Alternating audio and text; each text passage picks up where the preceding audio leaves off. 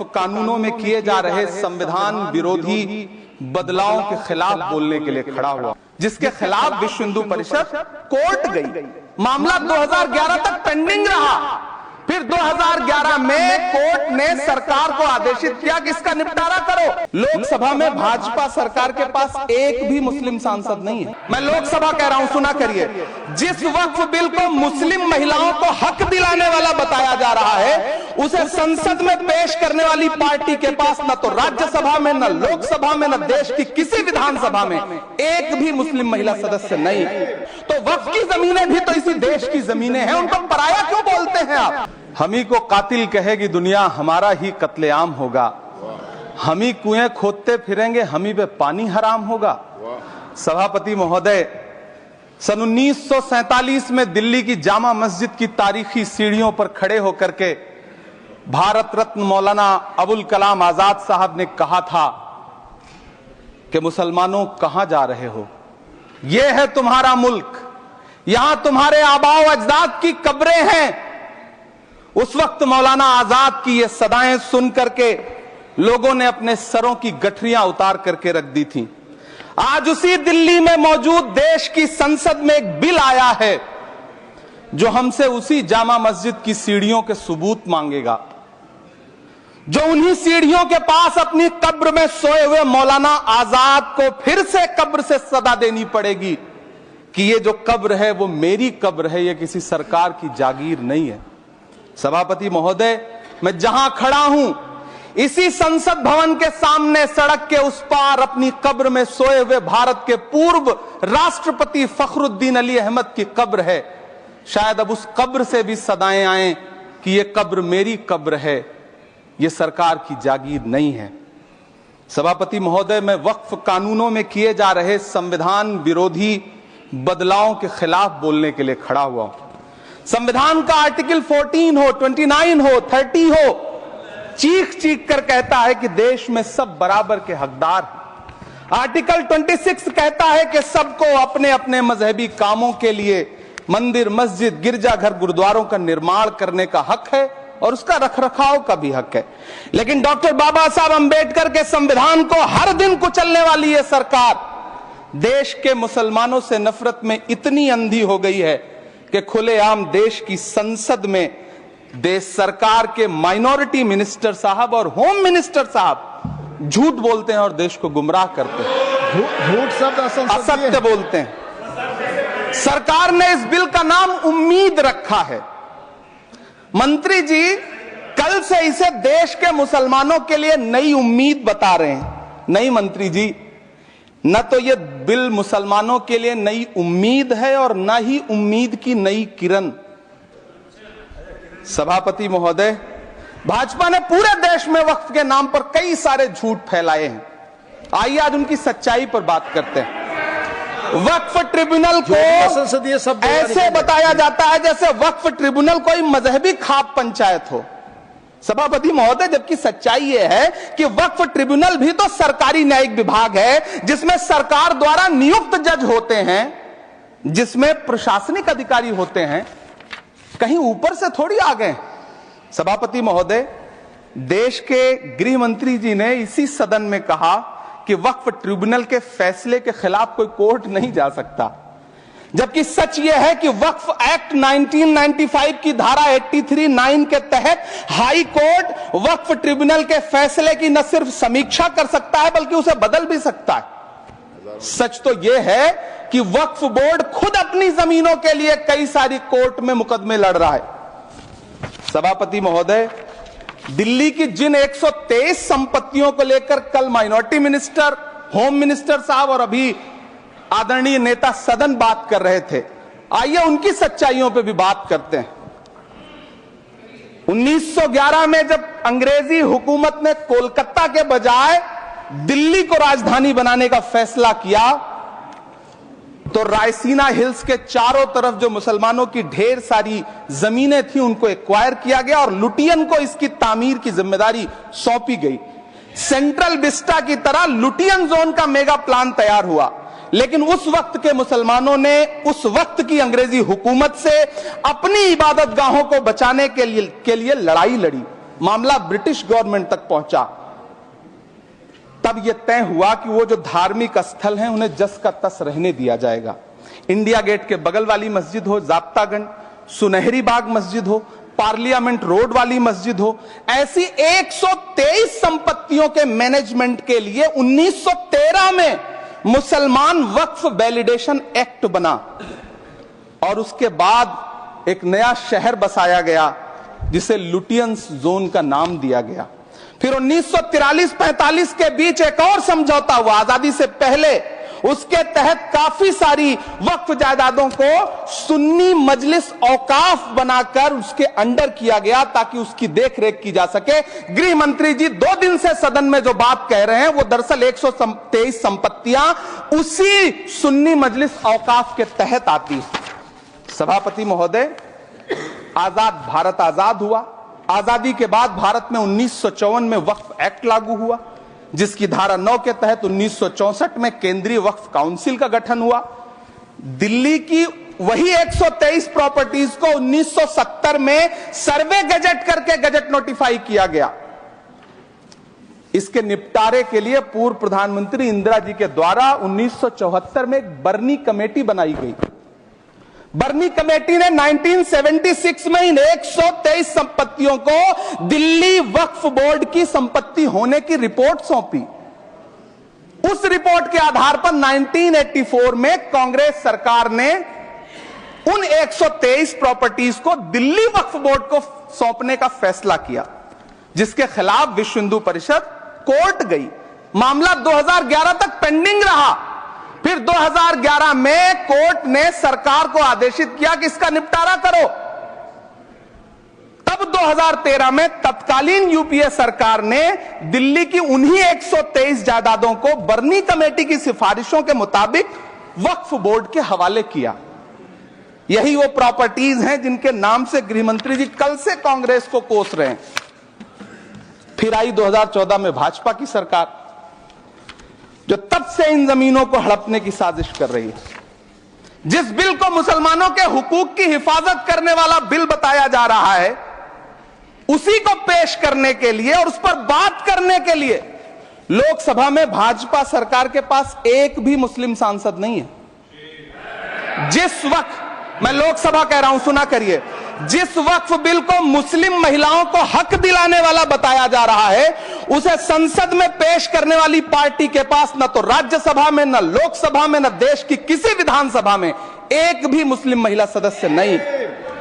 कल किरण रिजिजू जी कह रहे थे कि रेलवे की जमीनें देश की जमीनें हैं, डिफेंस की जमीनें देश की जमीनें हैं। हां मंत्री जी, हैं, बिल्कुल हैं।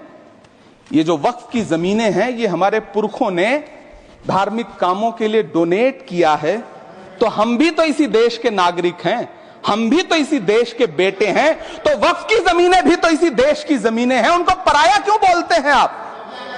सभापति महोदय, अशफाकुल्लाह खान जब फैजाबाद की जेल में फांसी के फंदे पर झूल रहे थे, तो इसी देश की जमीन के लिए झूल रहे थे ना। सभापति महोदय, अंडमान की जेल में काला पानी की सजा काटकर अपनी जान देने वाले मौलाना फजले हक खैराबादी हो या शेर खान अफरीदी हो, वो भी तो इसी जमीन के लिए अपनी जान दे रहे थे ना।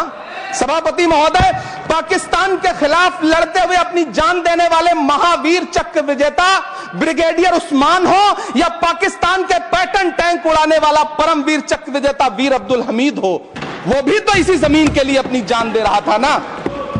और मंत्री जी, मैं इस सदन में अलल ऐलान ये कहता हूं कि जब भी इस देश की जमीन को लहू की जरूरत होगी, आपसे 2 कदम आगे इमरान खड़ा मिलेगा, ये मैं आपसे यकीन दिलाते हुए कह रहा हूं। सभापति महोदय, मैं सरकार से कहना चाहता हूं, हमसे हमारी इबादत गाहें तो मत छीनिए ना, हमारे घरों पे बुलडोजर तो मत चलाइए ना, हमारी कब्रों में तो हमें सुकून से सोने दीजिए ना। सभापति महोदय, माइनॉरिटी मिनिस्ट्री का बजट कट करके, मुस्लिम बच्चों की स्कॉलरशिप बंद करके अब सरकार कह रही है कि हम वक्फ की आमदनी से गरीब मुसलमानों का भला करेंगे। गुजरात की बेटी बिल्किस के बलात्कारियों की रिहाई के बाद उन्हें माला पहनाने वाली लोगों के नेता ये कह रहे हैं कि यह बिल मुस्लिम महिलाओं को उनका हक दिलाएगा। धन्यवाद मोदी जी, क्या बढ़िया सौगातें मोदी दे रहे हैं आप। पहले हमें गुजराते मोदी दिया, आप सौगातें मोदी दे रहे हैं। लेकिन यह सरकार इतना याद रखे कि इसी ठसक के साथ देश की संसद में सीए का कानून भी लाया गया था और कहा गया था बड़े बड़े भाषण देकर के कि पड़ोसी देशों से हिंदू भाइयों को ला करके यहां नागरिकता दी जाएगी। लेकिन मैं आपके संज्ञान में लाता हूं सर कि पिछले इतने दिनों में इनसे नागरिकता लेने के लिए 2000 व्यक्ति भी नहीं आए, जबकि इसके उलट इन्हीं की सरकार में पिछले 10 साल में 15 लाख से ज्यादा भारतीयों ने भारत की नागरिकता छोड़ करके दूसरे देश में जाकर के बस गए। यह हुआ उस कानून का अंजाम। सभापति महोदय, इसी तरह की जिद के साथ किसानों के खिलाफ भी कानून लाए गए थे। जिस तरह आज वक्फ के फायदे गिनाए जा रहे हैं, उसी तरह से किसानों को भी कृषि कानूनों के फायदे गिनाए गए थे। लेकिन अंजाम क्या हुआ? 700 किसानों की शहादत लेने के बाद सरकार को अन्नदाता किसानों के सामने घुटने टेकने पड़े और कृषि कानून वापस लेने पड़े। जिल्ले इलाही, जमहूरियत जो है वो नफरत और ठसक से नहीं चलती है, अकड़ से नहीं चलती है। उसमें सबकी हिस्सेदारी जरूरी है। कल देश के माइनॉरिटी मिनिस्टर ने लोकसभा में खड़े होकर एक शेर सुनाया था कि मुझसे कोई बदगुमान न हो, तो मैं उन्हें एक शेर सुनाना चाहता हूं कि मैं आज जद पे हूं तो इतना खुशगुमान न हो, मैं आज जद पे हूं तो इतना खुशगुमान न हो, चराग सबके बुझेंगे हवा किसी की नहीं। नीतीश कुमार जी हो, चंद्रबाबू नायडू जी हो, चिराग पासवान जी हो, जयंत चौधरी जी हो, देवे गौड़ा जी हो, जीतन राम मांझी जी हो, सबको समझना पड़ेगा कि जब जंगल में आग लगती है तो न वो बरगद बचते हैं जो हवा को आंधी में तब्दील करते हैं, न वो बांस बचते हैं जो आपसी रगड़ से चिंगारी पैदा करते हैं। सभापति महोदय, जब देश को मनमोहन सिंह साहब जैसा काबिल प्रधानमंत्री मिलता है तो देश को आरटीआई जैसा एक्ट मिलता है, सेज जैसा एक्ट मिलता है, मनरेगा जैसा एक्ट मिलता है, लिबरलाइजेशन मिलता है, राइट टू एजुकेशन मिलता है, नेशनल फूड सिक्योरिटी एक्ट मिलता है। लेकिन जब देश को सौगातें मोदी मिलती है तो क्या मिलता है? सीए मिलता है, फॉर्म्स लॉ मिलता है, आर्टिकल 370 मिलता है, इलेक्टोरल बॉन्ड जैसा एक्ट मिलता है और वक्फ अमेंडमेंट एक्ट जैसे बिल देश को मिलते हैं। मुझे तो अपने हमवतन भाइयों से पूछना है कि आपको अपने बच्चों की तरक्की, खुशहाली और नौकरी की दरकार है या फिर मुसलमानों की दान की गई जमीनों को लूटकर धन्ना सेठों को देने की साजिश करने वाले कानून की? सभापति महोदय, यह सरकार रात के 3 बजे तक पूरे देश को जगा करके संसद में अपने ही नागरिकों को नीचा दिखाने के लिए वक्फ बिल ला रही थी, तो उधर रात के 1:30 बजे अमेरिका हम पर 26% टैरिफ लगा रहा था। सरकार की प्राथमिकताएं देश को पता। सभापति महोदय, मैं बहुत भावुक हूं आज, और मुझे अच्छा लगा कि आदरणीय नेता सदन जगत प्रकाश नड्डा जी ने बहुत अच्छी बातें भी की, मन से बातें की। क्योंकि उनके नाम में प्रकाश जुड़ा है तो मैं उनमें हमेशा एक रोशनी की किरण देखता हूं।